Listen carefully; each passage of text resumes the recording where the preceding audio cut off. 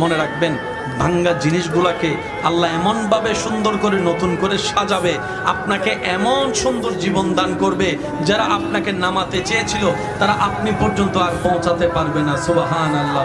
যারা আপনাকে টেনে ধরে নামাতে চেয়েছে তারা অনেক পিছনে পড়ে থাকবে, আপনি রবের রহমত নিয়ে অনেক দূরে এগিয়ে থাকবেন।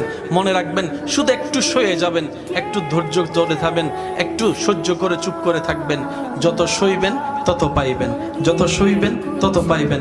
কোনো আফসোস নাই, কোনো আপত্তি নাই, কোনো হা হুতাশ নাই। রবকে শুধু এতটুকু বলবেন, যখনই মন খারাপ হবে সিজদায় মাথাটা ঝুঁকিয়ে, ইয়া রব, আমি যা পেয়েছি কোনো কিছু পাওয়ার যোগ্যতা আমার কাছেই নেই, সব তুমি দয়া করে দান করেছো, সব তুমি দয়া করে দান করেছো।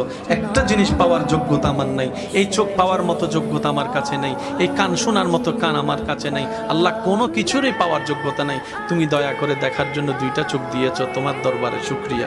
সুবহানাল্লাহ।